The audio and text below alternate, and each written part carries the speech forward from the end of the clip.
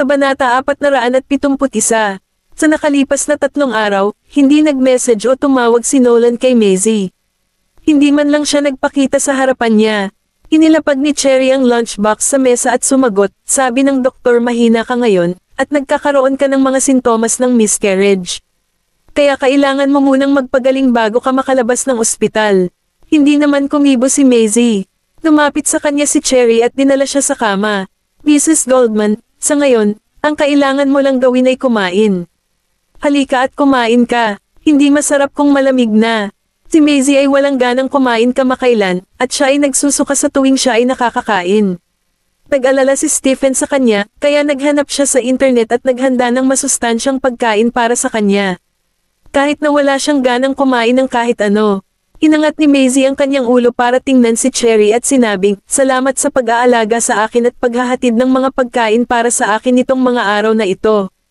Wag mo nang banggitin. Ito ang dapat kong gawin, Mrs. Goldman, sagot ni Cherry, na nagpasikat ng malaking ngiti kay Maisie. Nakangiting sagot ni Maisie at nagpatuloy, you should stop calling me Mrs. Goldman. Pwede mong tawagin ang pangalan ko. Nasanay na si Cherry na tawagin siyang Mrs. Goldman at pakiramdam niya ay kakaiba kung hindi niya ito tatawagan.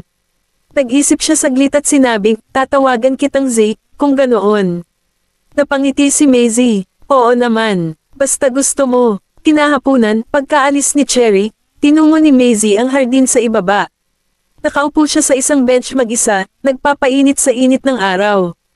Karamihan sa mga tao sa hardin ay mga matatandang nauspital, at kakaunti ang mga kabataan tulad niya. Nang may lumitaw na figure sa kanyang harapan ay inangat niya ang kanyang ulo. Medyo natigilan siya at sinabi niyang, Mr. Boucher. Nakangiting sumagot si Helios, mukhang mas mabuti ka na ngayon. Saglit na natigilan si Maisie, at may sumilay ng ngiti sa kanyang mukha. Tama, ang lahat ng ito ay salamat sa ospital. Inaalagaan nila akong mabuti. Pareho silang nakatayo sa hardin sa ilalim ng shower ng mainit na sikat ng araw. Ang lalaki ay gwapo at may regal air tungkol sa kanya, habang ang babae ay matikas at banayad sa mga tagalabas sila ay perpektong tugma para sa isa't isa. Biglang dumaan sa kanila ang isang silver-haired old lady na nakasuot ng parehong hospital gown.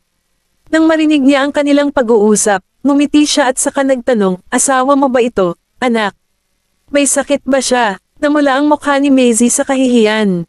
Nang may sasabihin sana siya, ngumiti si Helios at sumagot, mali po ang pagkakaintindi mo madam. Kaibigan ko siya, mukhang nadismaya ang matandang babae. Tumingin siya kay Maisie at sinabing, ang gwapo niya. Kung hindi mo siya maagapan, baka maaga siya ng ibang babae. Sa oras na iyon, sigurado akong magsisisi ka. Hindi alam ni Maisie ang sasabihin. Mabuti na lang at nalipat ang atensyon ng matandang babae kay Helios at hindi na itinuloy ang usapan. Pinag-aralan niya ito saglit at sinabing, anak, parang pamilyar ka. Kamukha mo ang lalaki sa telebisyon. Pumilis ang tibok ng puso ni Maisie, at nilhinggan niya si Helios. Gusto niyang tanungin kung bakit wala itong suot na maskara. Gayunpaman, kinuha lang ni Helios ang frame ng itim na salamin sa bulsa ng kanyang suit at malumanay na ngumiti sa matandang babae. Si Helios ang sinasabi mo, ang pinakamagaling na aktor, di ba? Well, marami nagsasabi na kamukha ko siya.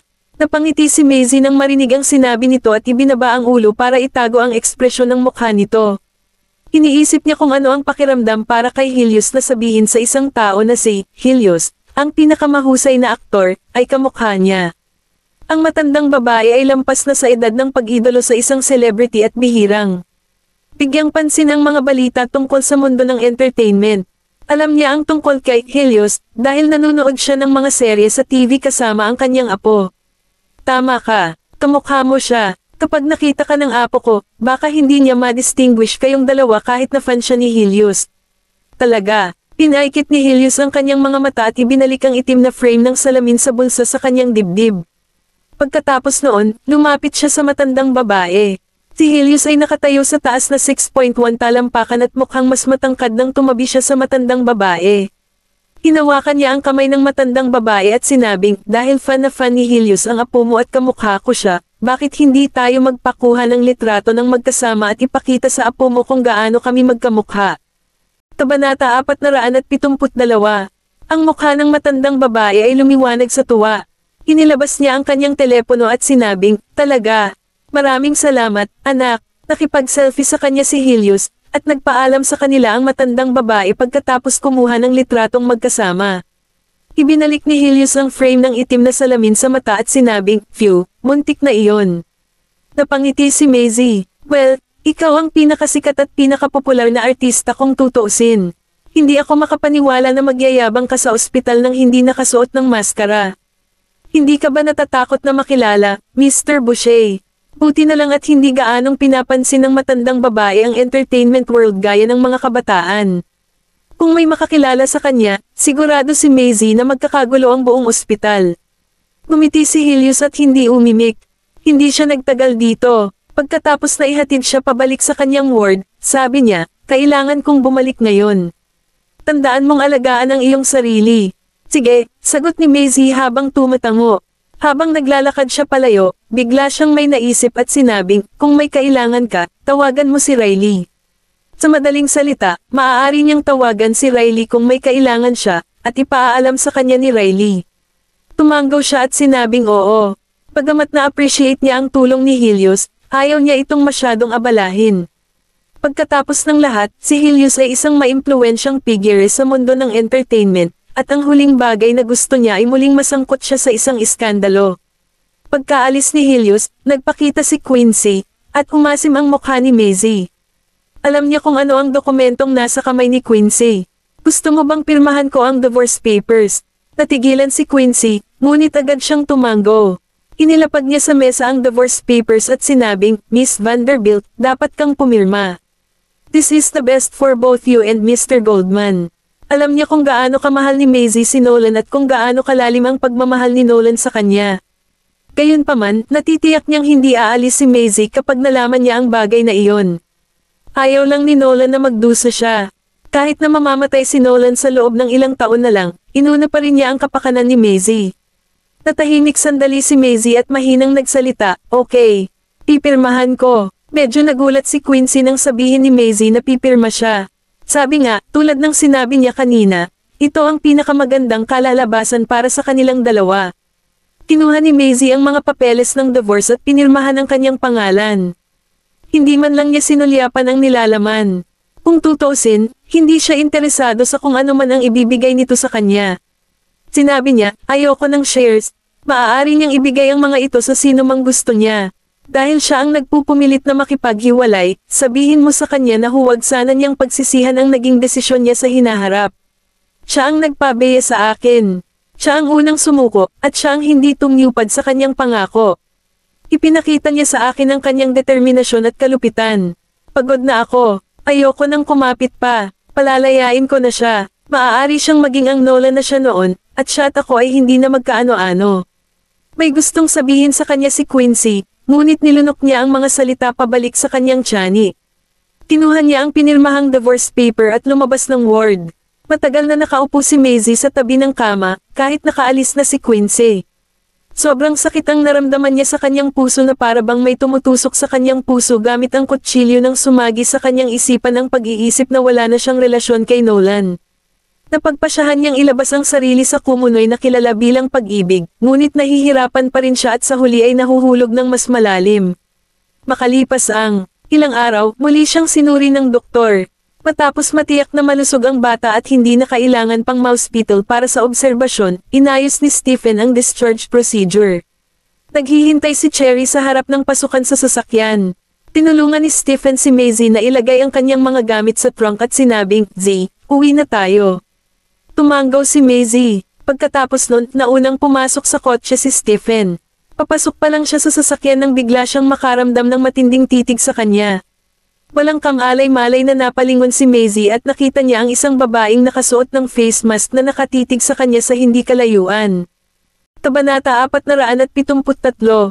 Natigilan si Maisie. Natakpan man ng face mask ang kalahati ng mukha ng babae, ang lamig ng titig nito at ang masamang aura na inilabas niya ay nagsabi kay Maisie kung sino siya. "Rowena, hindi ba siya nasa Staslow? Kailan siya bumalik?" Tinawag siya ni Stephen nang mapansin niyang hindi siya sumasakay at kanina pa siya nakatingin sa malayo. Lumingon si Maisie para tumingin sa kanya at sinabing, "Sa tingin ko nakita ko." Gayunpaman, nang lumingon siya sa likod, wala na ang babae. Tumingin muli si Stephen sa likod, ngunit walang tao doon. Tinanong niya, sino ang nakita mo? Ibinuka ni Maisie ang kanyang bibig, at ang salitang, wala, ay lumabas sa kanyang mga labi. Maling tao ba ang nakita ko? Dapat nasa Stanislaw si Rowena, at alam ni Nolan ang lahat ng ginawa niya, kaya magkakaroon pa ba siya ng lakas ng loob na bumalik? Hindi iyon inakala ni Maisie. Sa pag-iisip na iyon, pumasok siya sa kotse. In-start ni Cherry ang makina, at nagsimulang umusad ang sasakyan. Gayunpaman, nang si Maisie ay nasa loob ng kotse, isang masamang kutob ang kumikilos sa kanyang puso. Pakiramdam niya ay may mangyayari. Ipinatong niya ang kanyang kamay sa kanyang patag na tiyan habang nakatingin sa singsing sa kanyang daliri. Hindi pa rin niya magawang tanggalin ang singsing. Dahan-dahan niyang tinanggal ang singsing sa daliri niya. Ang refracted na liwanag mula sa bintana ay nahulog sa translucent ring. Habang nag-iisip siya habang nakatingin sa singsing, isang malakas na tunog ang biglang umalangaw-ngaw sa kanyang mga tainga, at ang mundo sa kanyang paningin ay nabaligtad. Bago pa niya magawa ang anumang bagay, dumagsa ang matinding kirot na parabang nabali ang lahat ng buto sa kanyang katawan at nanag sa kanya. May ingay sa kanyang tainga, at ang kanyang ibabang bahagi ng tiyan ay nadurog sa sakit. Pakiramdam niya ay may umaagos mula sa kanyang katawan, ngunit hindi niya maigalaw ang sarili kahit anong pilit niya. Dad! Dad! Mahina niyang tawag kay Stephen. Gayunpaman, nang dahan-dahan niyang iminulat ang kanyang mga mata, nakita niya ang kanyang ama na nakahiga sa upuan na walang buhay at may dugong umaagos mula sa kanyang ulo. Pumilis ang tibok ng puso ni Maisie, at naririnig niya ang mga yabag mula sa labas. May nagbukas ng pinto at kinalagad siya palabas ng tumaob na sasakyan. Hindi. Pinilit tiisin ni Maisie ang kirot at iniunat ang kanyang braso patungo sa kanyang ama. Habang inaalis siya, may nakita siyang pares ng kamay na bumaba mula sa driver's seat. Si Cherry iyon. Nakadilat ang kanyang mga mata habang nakatitig sa kanya, ngunit unti-unting nawawala ang liwanag sa kanyang mga mata. She was dead. Iligtas niya sila, humihikbi si Maisie habang naghi-hysterical na sumisigaw. Gusto niyang sumugod para iligtas sila, ngunit hindi siya binigyan ng pagkakataon ng nasa likod niya. Bam! Nagsikip ang mga talukap ni Maisie. Sumabog ang kotse sa harap niya, at ang apoy ay bumuga ng mataas sa langit. Hindi nagtagal, natupok ng apoy ang mga tao sa sasakyan. Nakahiga sa lupa, napaiyak si Maisie. Pagkatapos, unti-unti siyang nawalan ng malay. Sa Goldman Mansion, biglang iminulat ni Nolan ang kanyang mga mata at natunaw sa isang marahas na ubo. Gising ka na, young master. Pumasok si Alfred. Nang makita niyang nagising na si Nolan, dali-dali siyang pumunta para tawagin ang doktor. Pumasok ang doktor at kinuha ang temperatura niya. Sabay na dumating sina Titus at Quincy. Nagmamadaling pumunta si Titus sa kanyang kama at nagtanong, "Kamusta ang pakiramdam mo, Nolan?" Ilang ulit na umubo si Nolan. Pagkatapos niyang makalapit, tinanong niya, "Gaano katagal akong nawala ng malay?" Sagot ni Quincy, "Mr. Goldman, 1 linggo ka nang walang malay." Natigilan siya nang marinig ang sinabi ni Quincy. Ibinaba niya ang kanyang ulo at bamulong, 1 linggo. Inilabas ng doktor ang thermometer at sinabing, bumalik na ang temperatura ng katawan ni Mr. Goldman sa normal. Noon lang nakahinga ng maluwag si Titus. Dahan-dahan siyang tumayo at sinabing, napirmahan na ni Maisie ang mga papeles ng diborsyo. Nagulat si Nolan sa balita. Nagdilim ang kanyang mukha, at mariin niyang ikinuyom ang kanyang mga kamao.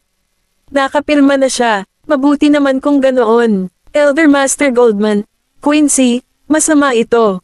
May pumasok na bodyguard sa kwarto. Mabilis ang pagtaas-baba ng kanyang dibdib, mapatla ang kanyang mukha. Kabanata 474. Nang makita ng bodyguard na nagising si Nolan, nauutol siya, Mr. Goldman. Sumimangot ng malalim si Titus at nagtanong, ano ang nangyari? Napatingin ang bodyguard kay Quincy at saka kay Nolan. Hindi niya alam kung paano niya sasabihin sa kanila ang balita, ngunit huminga pa rin siya ng malalim at sinabing, si Miss Cherry, si Miss Vanderbilt, at ang kanyang ama. Nang pauwi na sila mula sa ospital, naaksidente sila, isang aksidente sa sasakyan. Pagdating namin doon, nasusunog na yung sasakyan. Hinawakan ni Quincy ang kwelyo ng kanyang kamiseta at sumigaw ng malakas, anong sabi mo? Kami, kakatanggap lang din namin ng balita. Mga 1 oras na ang nakalipas. Lahat sila, kasama na si Miss Cherry, ay nasa kotse. Natigilan si Quincy, at baka sa mukha niya ang hindi pagkapaniwala. Nolan, Pumalik sa katinoan si Titus at nalaman na bumaba si Nolan sa kanyang kama at nagmamadaling lumabas. Sa pinangyarihan ng aksidente, hinailan ng mga pulis ang isang barikada ng tape upang ilayo ang mga tao at isara ang intersection. Ang lahat ng mga sasakyan ay walang pagpipilian kundi baguhin ang kanilang ruta. Pagkarating ng mga bombero at mga paramedic sa lugar, agad nilang sinimulan ang pag-apula ng apoy at sinagip ang mga tao. Nasunog ang sasakyan to the point na walang natira kundi ang frame nito. Naipit si Nolan sa karamihan at sumugod sa harapan. Sinubukan siyang pigilan ng mga pulis. "Sir, huwag po kayong lumapit. Umalis ka sa dinadaanan ko." Itinulak silang lahat palayo ni Nolan. Nang sapilitan na siyang kontrolin ng mga pulis, nakilala siya ng isa sa mga pulis at pinigilan sila. "Teka, Mr. Goldman, anong ginagawa mo dito?" Hindi siya pinansin ni Nolan. Tinalagkad niya ang kanyang sarili patungo sa sasakyan na may mabibigat na hakbang at napaluhod siya ng malakas. Natigilan ang mga pulis. Z, alam kong mali ako. Mangyaring bumalik ka. Please wag mo akong iwan. Z, hindi na tayo maghihiwalay. Please don't leave me alone." Natigilan si Nolan at napaluha. Siya ay naging malamig at marangal na si Mr. Goldman sa harap ng lahat. Gayunpaman, nakaluhod siya ngayon sa harap ng sasakyan at umiiyak na parang bata. Agad siyang nakilala ng lahat sa paligid. "Iyan ba si Mr. Goldman? Akala ko ba nakipagdiborsyo na si Mr. Goldman sa kanyang asawa? Tapos anong ginagawa niya dito? Baka nasa kotse ang asawa niya." Nagkaroon ng maraming mga talakayan sa karamihan ng tao. Ngayon lang dumating ang mga bodyguard niya. "Mr. Goldman, tumayo ka na." Nang sinubukan nilang hilahin siya mula sa lupa, itinulak niya silang lahat palayo. "Umalis kayo. Tumayo kayo sa akin." Patuloy niyang sabi sa sarili, "Hindi ko kayang mabuhay nang wala siya. Hindi ko kaya." Nang makuha ng mga bombero ang mga nasusunog na bangkay mula sa sasakyan, sumugod si Nolan sa kabila ng maraming tao na humahadlang sa kanya. Inilagay ng mga pulis ang magkabilang bangkay sa mga body bag, at nang makita sila ni Nolan, natigilan siya. Bakit? Bakit ito nangyari? Kahit na ang dalawang bangkay ay sinunog ng hindi na makilala, nakilala niya na ang isa sa kanila ay si Cherry at ang isa ay si Stephen. Hinawakan niya ang kamay ni Cherry na nanginginig na parang nagpapalam sa kanya. "Mr. Goldman, dalawa lang ang bangkay sa sasakyan. At saka, nakita namin ito," sabi ng isang pulis habang iniaabot ang singsing sa loob ng isang selyadong bag kay Nolan. Kinuha ni Nolan ang bagay sa bag. Nawala ang kinang ng singsing matapos masunog ng apoy. Mukhang mapurol, at may mga bitek saan man sa ibabaw nito. Hinawakan niya ng mahigpit ang bagay. Sa ospital. "Dad, Cherry, hindi, iligtas niyo sila." Umangon si Maisie mula sa kama at nanlamig. May isang IV needle sa likod ng kanyang kamay, at ang kanyang mga damit ay naging hospital gown, hindi niya. Namamalaya na hinawakan ang kanyang pisngi, at isang nakakatusok na sakit ay kumalat mula sa lugar na binalot ng gasa. "Bakit ako nasa ospital? Ang tatay ko, si Cherry." Akala ko, napabuntong hininga si Maisie nang bumalik sa kanyang ulo ang eksena. Hinugot niya ang karayom mula sa likod ng kanyang kamay, kahit na nagsimulang tumulo ang dugo mula sa butas, hindi niya ito pinansin. Pagkababa niya sa kama, bumigay ang mga paa niya, at bumagsak siya sa sahig. Kasabay nito ang boses na nagmula sa pinto. "Sa tingin mo ba makakalabas ka ng ospital sa kalagayan mo ngayon?" Kabanata 475. Natigilan si Maisie. Tumangala siya at tiningnan ang lalaki sa tabi niya. Ang mukha siya ay makinis at may malilisik na asul na mga mata. Kasing edad niya si Erwin, ay pareho sila ng regal aura ni Erwin. Nakasuot siya ang dark gray striped suit na may asul na peacock na kurbata na may clip na hugis ahas. Nag-squat ang lalaki at tinulungan siyang tumayo. Tumingin ito sa kanyang mukha ng sandal at natawa, "Ikaw talaga ang anak niya. Magkamukha kayong dalawa. Sino ka?" Tanong ni Maisie na may pagkalito. "Hindi ba sinabi sa iyo ni Erwin ang tungkol sa akin?" Tinulungan siya ng lalaki na makabalik sa kama.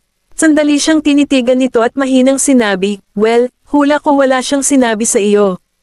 Hinailan niya ang upuan at umupo nang nakakross ang legs sa tabi ng kama. Ipinatong niya ang kanyang mga kamay sa hita at sinabi, "Kilala ako ngayon sa pangalang Henry.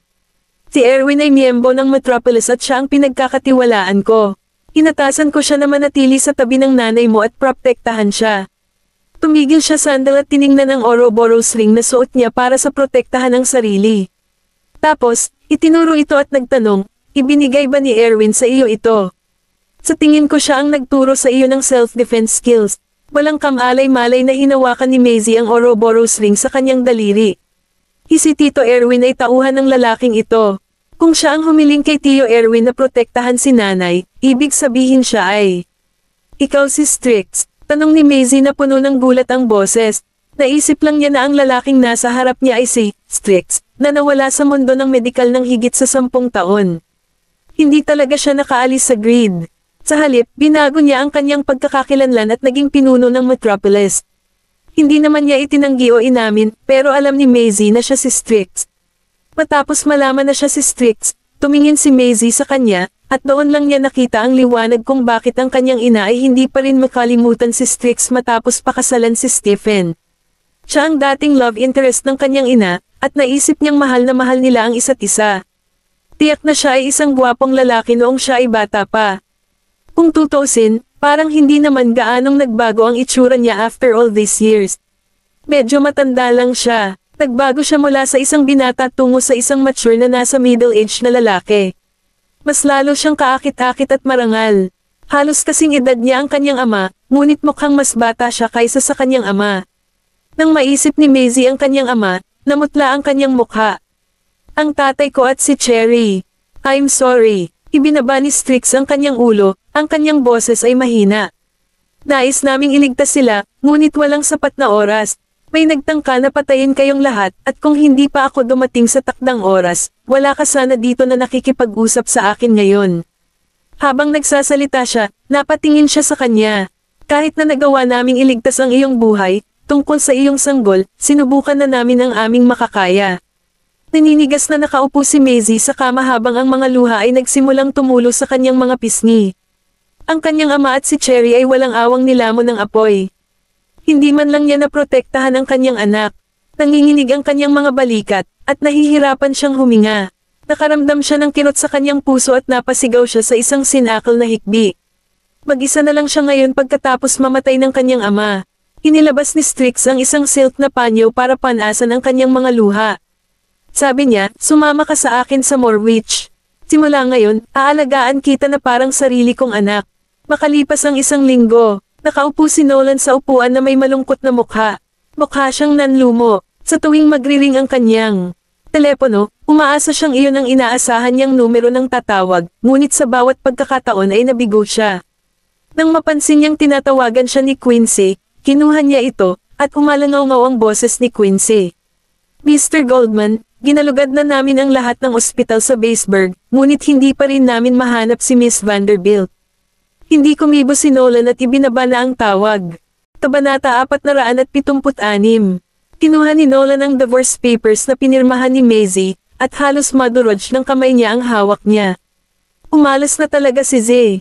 At hindi ko na siya makikitang muli, ang lahat ng mga media outlet ay nag-uulat ng ang insidente kung saan si Nolan ay umiiyak ng hysterically sa harap ng kotse na nasangkot sa aksidente noong isang linggo. Inakala ng media na ang asawa ni Nolan ay namatay sa aksidente, na nagdulot ng kaguluhan sa publiko. Ang tatlong bata na inilayo sa katotohanan ay nagmamadaling bumalik sa mansyon ng Goldman at pumunta sa silid.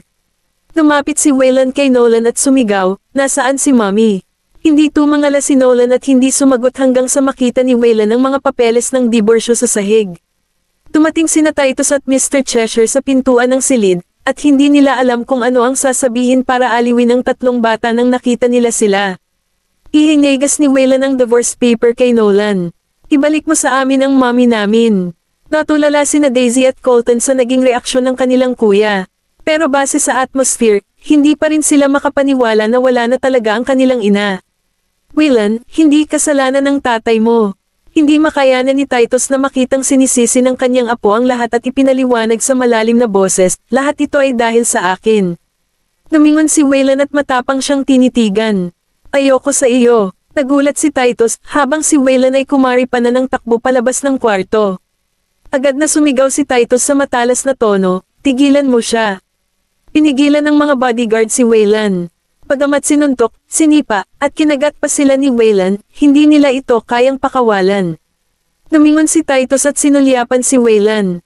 "Kung may kakayahan kang protektahan ang iyong ina, hindi sana siya nasangkot sa problemang ito." Ang maikli at diretsyong pangungusap ay lubos na nagpagulat kay Waylan.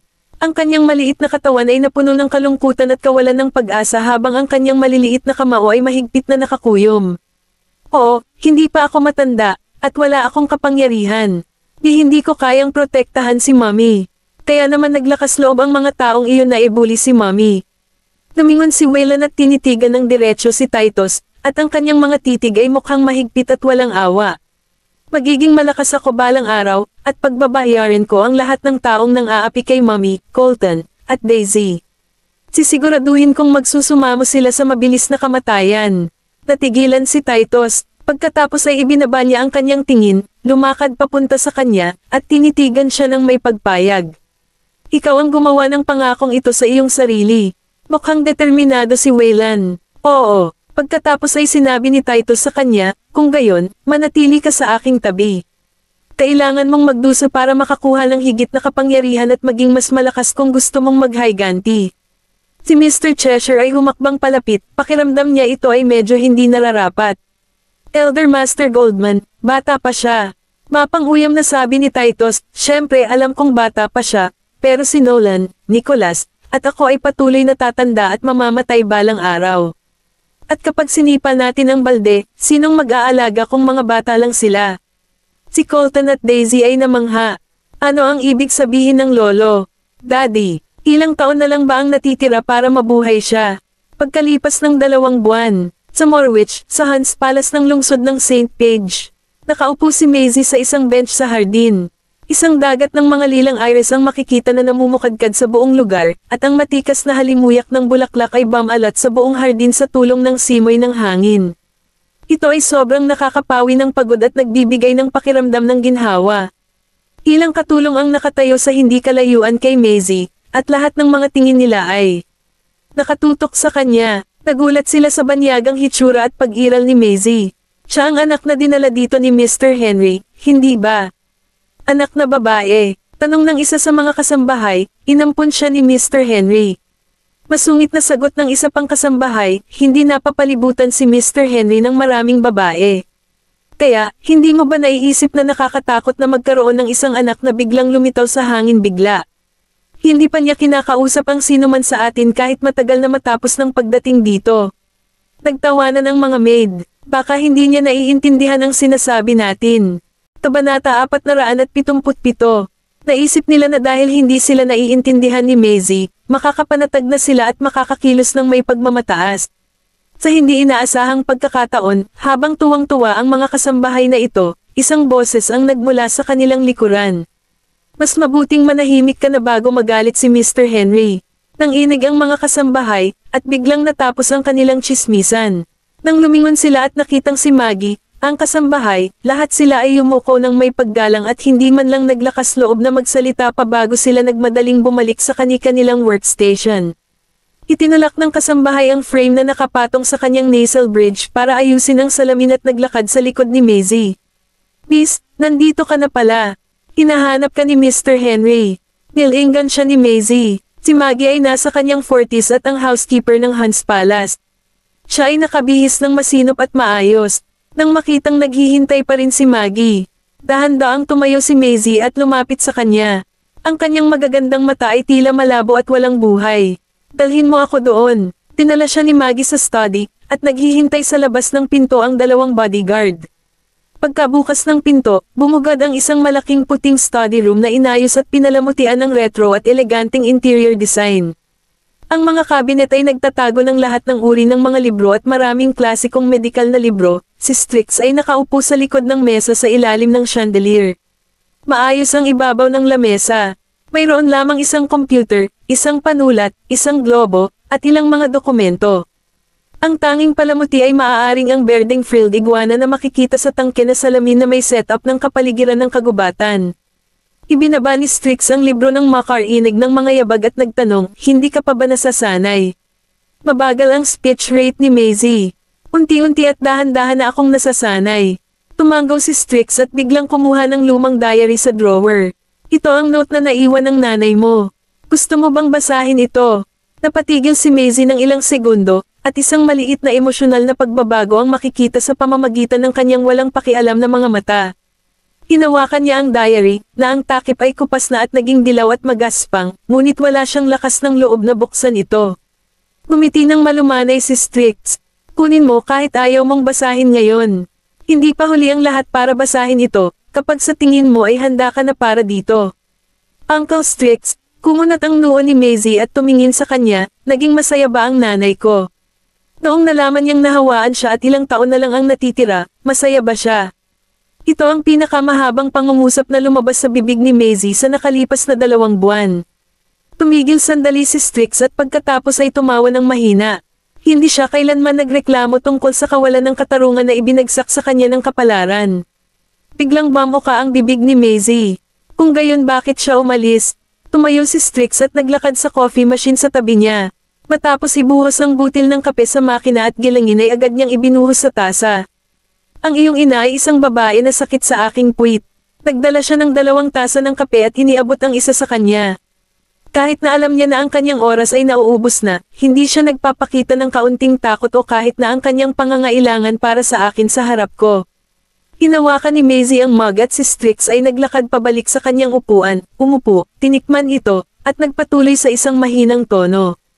Akala niya hinihilan niya ako sa isang bagay na hindi ko dapat problemahin, kaya umalis siya noon. Walang sinabi si Maisie, para lang makinig sa kanyang sasabihin. Ang pag-ibig ay isang napakakomplikadong damdamin. Ang 2 partido ay maaaring labis na. Nagmamahalan sa isa't isa, ngunit ang isa sa kanila ay maaaring palaging iniisip na sinasaktan nila ang kabilang partido. Sandaling natulala si Maisie ngunit hindi ito umimik. Nag-flash pa sa isip niya ang mukha ni Nolan.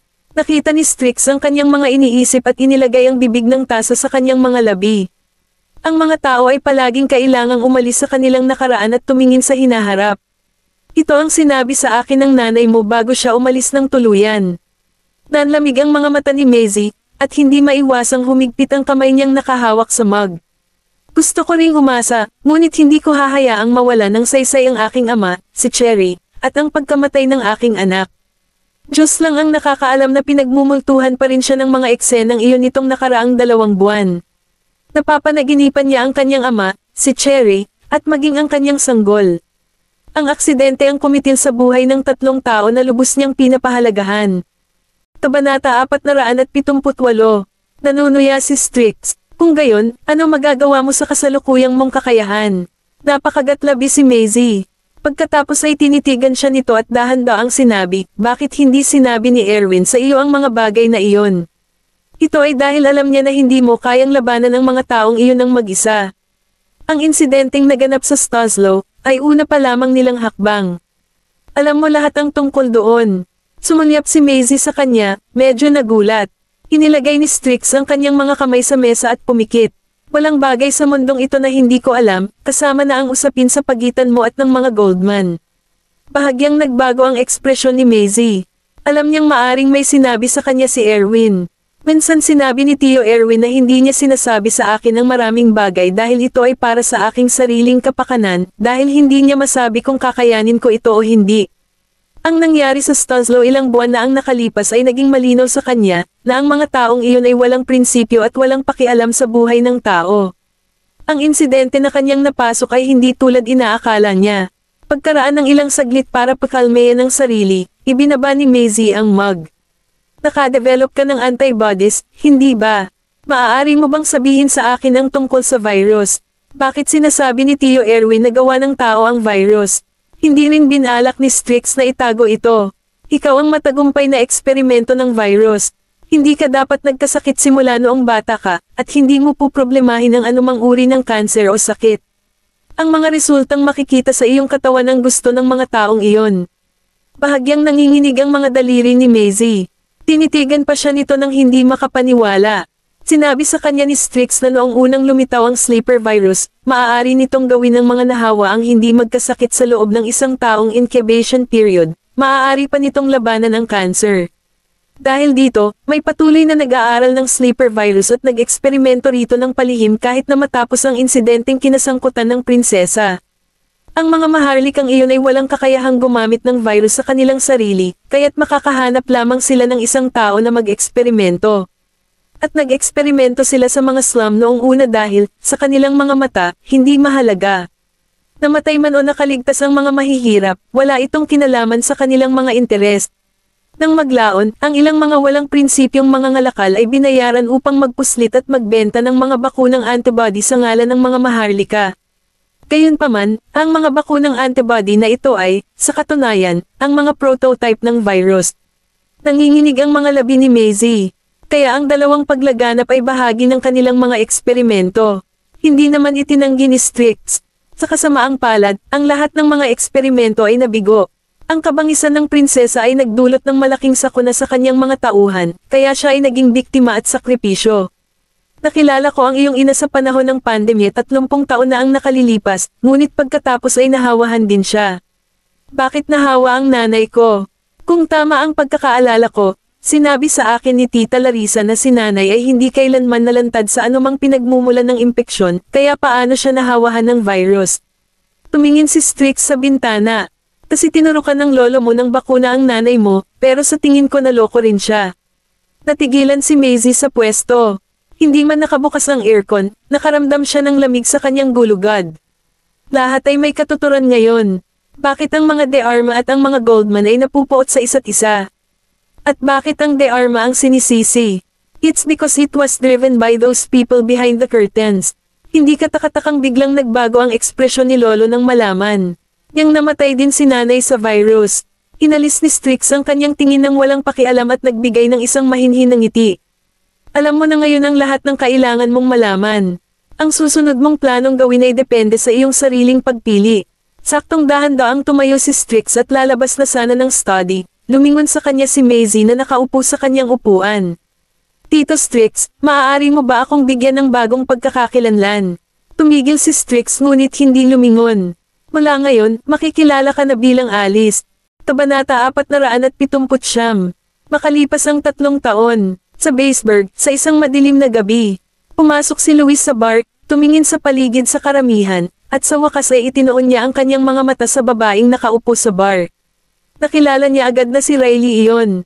Lumapit siya kay Riley at kinuha ang wine glass sa kamay niya. Parang lasing si Riley that time. Lumingon siya para tingnan siya at nakita ang maraming larawan. Bakit ikaw? Maaari kang uminom ng kahit anong gusto mo, kaya bakit kinuha mo ang baso ng alak ko?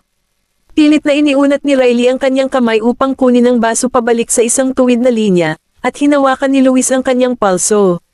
Wala na rito si Maisie, at nabubuhay ka sa nakalipas na 3 taon ng walang pigil, gumugol ng buong araw, araw-araw na pag-inom, hindi ba? Pagkabanggit pa lang ni Maisie ay umiwas agad ng tingin si Riley. Bakit ka pumunta sa akin? Inilapag ni Luis ang wine glass sa mesa at tumingin sa kanya. Nakikipag-ugnayan ka ba kay Maisie sa nakalipas na 3 taon? Nawala si Maisie pagkatapos ng aksidente 3 taon na ang nakararaan.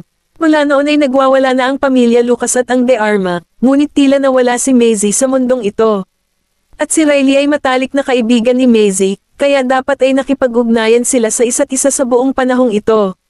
Napangisi si Riley. Inutusan ka ba ni Nolan na pumunta sa akin para sa sagot sa tanong na iyon? Tumingin siya kay Luis at lasing na itinuro. Naaalala mo pa ba kung paano niya tretuhin si Z noon? Nabulag na ba kayong lahat ng mga bastard? Let me tell you, hindi ko pa siya kinokontak, at hindi rin niya ako kinokontak. Mahahanap mo siya kung may kakayahan kang gawin iyon. Inihagis niya ang kanyang braso para makawala sa pagkakahawak ni Luis, pasuray-suray na tumayo, at umalis sa eksena. Kinaladkad siya ni Luis pabalik, ngunit hindi makatayo si Riley at nahulog sa kanyang mga bisig. Nahuli siya sa kawalan, itinaas niya ang kamay niya, at tinulak siya palayo. Ano sa tingin mo ang ginagawa mo? Sinusubukan mo bang pagsamantalahan ako? Natawa si Luis dahil sa galit. Pinagsasamantalahan kita. Kung gayon, ano ang sinusubukan mong gawin? Tanong ni Riley sa kanya matapos magpakawala ng dighay. Si Nolan ba ay humiling sa ibang tao na lapitan ka at tanungin ka ng parehong tanong? Halatang nagulat si Luis, si Nolan ay halos hindi nagpakita sa harap ng media sa nakalipas na 3 taon. Usap-usapan na si Nolan ay may malubhang karamdaman. Sa madaling salita, lahat ng uri ng chismis ay umiikot sa lipunan. Tungkol naman sa Black Gold, wala siyang pakialam o kahit na magtanong tungkol sa operasyon nito. Para siyang natanggal sa grid gaya ng ginawa ni Maisie. Inalis muli ni Riley ang kamay niya. Ano ngayon? Hinawakan niya si Luis at diretsyong samuka sa kanya. Sa isang iglap ay namutla ang kutis ni Luis habang naiinis ang ekspresyon. Sa Goldman Mansion, sa madilim na ilaw na study, ang lalaking nakaupo sa wheelchair na nakaharap sa French window ay nakasuot ng plantsadong suit. Nanlalabo ang kanyang mga mata dahil sa pagbabago ng liwanag ng langit sa labas ng bintana, at naging lubhang madilim sa dulo. Pumasok si Quincy mula sa pintuan at tumabi sa kanya. "Sir, pumunta na rin si Luis kay Miss Hill." "Oo," mahinahong sagot ni Nolan nang hindi man lang itinaas ang kanyang mga talukap. Napatingin sa kanya si Quincy. "Sir, matagal mo na talagang nalaman ang kinaroroonan niya. Bakit mo sinasadyang hilingin sa kanila na makipag-ugnayan kay Miss Hill para sa sagot?" Si Miss Maisie Vanderbilt, isang babaeng nawala sa loob ng 3 taon. Sa nakalipas na 3 taon, ang kalagayan ni Mr. Goldman ay pabago-bago, kahit na ang paglalakad ng mas mahabang panahon ay magdudulot sa kanya ng pag-ubo ng dugo. Kaya kailangan niyang bumaling sa wheelchair para sa tulong. Si Mr. Goldman Sr. at ako ang nag-aalaga ng Black Gold sa nakalipas na 3 taon. At kahit na nandoon pa rin si Kennedy, inaalagaan ang Soul Jewelry, bumalik pa rin ito sa ilalim ng Black Gold bilang isang sub-unit. At dahil sa insidente noong nakaraang 3 taon, si Hernandez, mula noon ay nakipag-away sa mga Kent. At sa pressure na ipinapataw ng De Armas sa mga Kent, si Daniel Kent si Hernandez ay mula noon ay nakipag-away sa mga Kent. At sa pressure na ipinapataw ng De Armas sa Kent, si Daniel Kent si Hernandez ay mula noon ay nakipag-away sa mga Kent. At sa pressure na ipinapataw ng De Armas sa Kent, si Daniel Kent ay walang oras para makipagtuos sa mga Goldman sa nakalipas na 3 taon. Sinadya ring inilabas ni Mr. Goldman sa mga taong iyon ang kanyang malubhang sakit at mayroon na lamang siyang isang taong natitira para mabuhay. At sa mga panahong ito, siya ay gumagawa na lang sa likod ng kurtina at lahat ng nasa labas ay ibinibigay kay Hans at sa akin. Kabanata 480. Ito ay hindi hihigit sa isang diversion para isipin ng mga taong iyon na ang oras ni Mr. Goldman ay napakalimitado na ngayon mga araw. Para naman sa pamilya Lucas at sa De Arma, lahat sila ay nagsisikap na mahanap si Miss Vanderbilt. Si Mr. Goldman ang tanging taong nakakaalam ng kinaroroonan ni Miss Vanderbilt ngunit hindi niya ito hinahanap. Sa tingin ko, hindi naman sa ayaw niyang hanapin. Kaya lang wala siyang lakas ng loob na hanapin siya. Nanlamig at nanlalabo ang mga mata ni Nolan, ngunit hindi siya sumagot. Umagang-umaga, ang naramdaman lang ni Riley ay sakit ng ulo. Ang kanyang ulo ay tila nasa bingit na ng pagsabog mula sa loob palabas, at ang nakakasilaw na liwanag ay naging dahilan upang hindi siya komportable na kailangan niyang itaas ang kanyang kamay upang takpan ang kanyang mga mata. At nang imulat niya ang kanyang mga mata, may naisip siya at napaupo sa ulirat. Inayos niya ang magulo niyang buhok gamit ang kanyang mga kamay at hindi niya maalala kung paano siya nakauwi kagabi. "Nagising ka na pala." The voice that came out of nowhere made Riley stop all her actions abruptly and turn her head around in astonish. She then saw Louis sitting on the couch with his legs crossed. Mukhang nagtatampo ang ekspresyon niya habang sulyap sa kanyang relo na naiinip. "Ang galing mo pala talagang matulog. Luis Lucas, bakit nandito ka sa bahay ko?" Napasigaw si Riley sa takot, mabilis niyang hinayla ang kumot palayo sa sarili upang tingnan ang damit na pinalitan niya magdamag. At tinanong si Luis na may takot na ekspresyon, Ikaw ba ang nagpalit ng damit ko ako?" Hindi naman itinanggi ni Luis ang pahayag. "Sa figure mo na iyan, anong benepisyo ang makukuha ko sa pagsilip?" "Bastard ka." Pinato siya nito ng unan. Siya naman ay bahagyang tumagilid ang ulo at itinaas ang kamay para saluhin ang unan. Tumigil siya sa pagsasalita at bumangon. "Niloko mo ako kagabi. Kung hindi lang dahil fiancé kita sa pangalan, iniwan na kita sa tabi ng kalsada." Lumapit siya sa kama, ibinato sa kanya ang unan, at nagtanong, "Nasaan ang aking pinsan?" Tumigil sandali si Riley at sumimangot. "Sinadya mong maghintay sa couch ko magdamag para lang." Itanong ito. Hindi kumibo si Luis. She chuckled, "Bakit iniisip ninyong lahat na may kapangyarihan akong malaman kung nasaan si Z?" Sa isang iglap ay pinigilan niya ang pagtawa. "Hindi ko alam, shit." Saglit siyang tinitigan ni Luis, sumulyap sa kanyang relo, at sinabi sa mahinahong tono, "Hindi mo kailangang labhan ang coat na iyan para sa akin, itapon mo lang iyon." Pagkatapos nun, tumalikod na siya at umalis. Nakahinga ng maluwag si Riley pagkasara ng pinto. Kinuha niya ang kanyang cellphone sa kanyang bag at nagpadala ng isang text message sa isang tao. "Morwich, ang lungsod ng St. Page. Miss Alice, alam kong kasalanan ko ang lahat. Hindi ko talaga sinasadyang ipagkanulo ka. Kaya patawarin mo ako. Nanginginig ang nasa middle age na lalaking nakaluhod sa lupa. Nakaupo si Maisie sa pavilion, umiinom ng tsaa, mukhang kaakit-akit at regal, at may hawak na ilang candid na litrato sa kaliwang kamay. Ang babaeng lumabas sa lahat ng larawan ay naglalarawan sa kanyang sarili, at ang mga tapat na larawang ito ay nilayo na ibenta sa iba. Ipinikit ni Maisie ang kanyang mga mata. Mr. Reyes, considering na ganito ka nakatanda at may asawa at anak na babae, at siya nga pala, 6 years old pa lang ang anak mo, di ba? Ang lalaki ay may malamig na pawis na tumutulo mula sa kanyang noo, at ang kanyang mukha ay mapatla. Oo, magugulo ka ba kung ang mga larawan ng iyong anak ay lihim ding kinukunan at naibenta? Rhetorical na tanong ni Maisie. Ibinaba niya ang teacup, may nag-utos sa iyo na kumuha ng candid photo, di ba? Magkano ang inaalok nila sa iyo? Ibinaba ng lalaki ang kanyang ulo. Nagbayad sila sa akin ng $1,500,000. Paf, hindi ko inasahan na ang ilan sa aking mga larawan ay nagkakahalaga ng $1,500,000. Gumisi si Maisie at tumingin sa kanya. Naaalala mo pa ba kung ano ang hitsura nila at kung sino sila? Sinubukan ng lalaki na alalahanin. Nakikinig ako sa kanilang accent, hindi sila parang mga taga-Norwich. Siya nga pala, ang pinuno nila ay Caucasian, katulad mo. Huminto sa himpapawid ang kamay ni Maisie na kumukuha ng teacup nang may ilang mensaheng nag-pop up sa screen ng kanyang cellphone. Nag-swipe siya sa screen at dahan-daang ibinuka ang kanyang bibig. Hindi mo na kailangang pumunta mula ngayon. Pwede ka nang umalis.